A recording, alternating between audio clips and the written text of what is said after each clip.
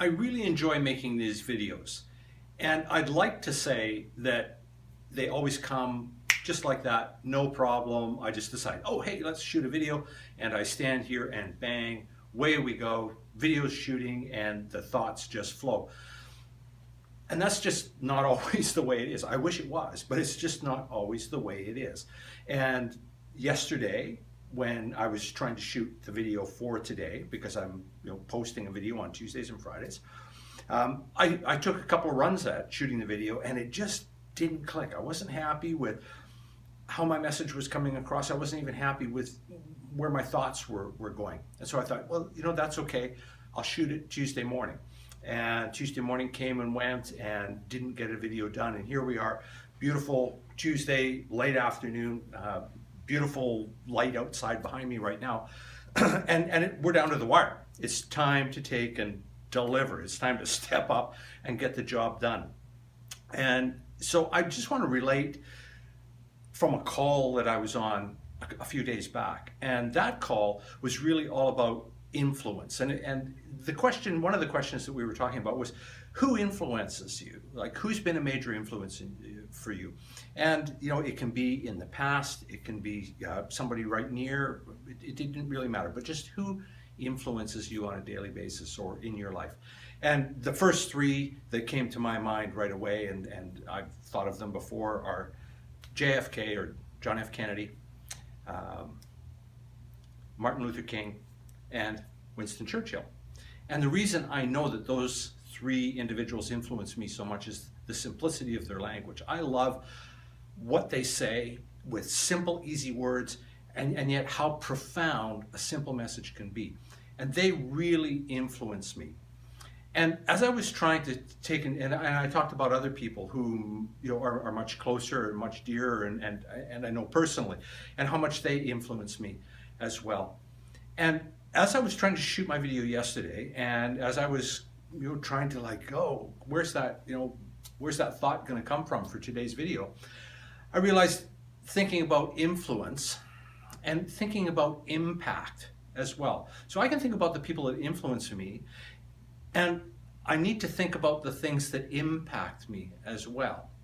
Now, normally, probably 9 times out of 10, maybe that's a little bit too generous to me. 7 times out of 10, my video ideas will just come and they're there. 3 times, though, out of every 10, it's a bit of a struggle. And as I was saying, that's what it was this morning, that's what it was yesterday. It was a bit of a struggle about even forming the thoughts. So I had to stop myself, and why is that? Why am I struggling with this? And then I realized, okay, things impact all of us, and they impact us in different ways. And over this short season here, the short holidays, I've noticed that I'm not eating as well as I normally should. I'm eating not necessarily a lot of foods, but not foods that really serve me well.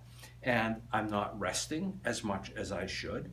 And I haven't been as active as I normally am. Yes, I've been getting myself to the gym, but not as regularly, and certainly not pushing myself the way my coach pushes me when I go to the gym and I work out with him.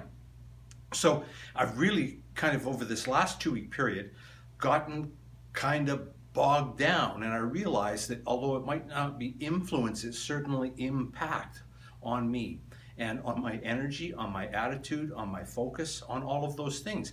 That it's just little, bite by bite, by movie, by inactivity, I've just decreased my focus, decreased my energy, where it just now is a point, and it's only 2 weeks, where it really feels like, oh man, you got to push in order to get done what should be easy to do.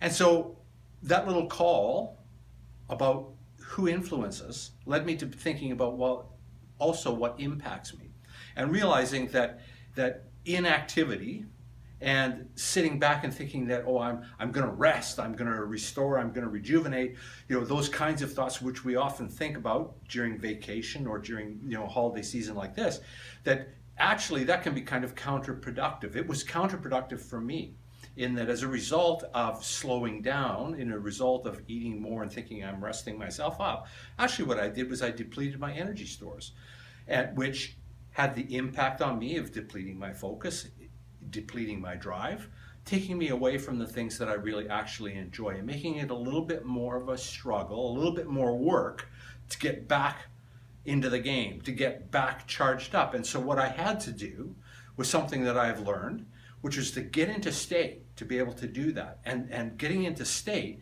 really is all about, like, let's focus that energy. That energy should be all in here, and it wasn't. So I had to pull it in. I had to get in focus. I had to manage my state. I had to get myself fired up so that I could deliver a video like I promised myself that I would, and a video that had meaning. And the meaning is we need to manage our state.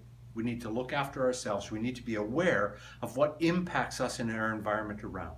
Sometimes, if we think we're actually giving ourselves a treat, sometimes if we think we're really looking after ourselves by kicking back and inactivity, by eating a little bit extra, by just taking in and rest and relaxation more than usual, in fact can have the opposite effect. Because the only way that we take and increase our energy, increase our ability to do things, is by doing more things. And so it's important to be active. It's important to be active mentally. It's important to be active physically. It's important to be active spiritually. And it's important to be active in all areas of your life. Take time to recharge, regenerate, but be focused and be active. I had to really tune in to what was impacting me and making me feel the way I was feeling. It was inactivity. Inactivity. A little bit too much relaxing, a little bit too much kicking back. So I've had to refocus. Here we are, beginning of a year. I'm charged up. I'm ready to rip. Be the best you can be. Talk to you soon.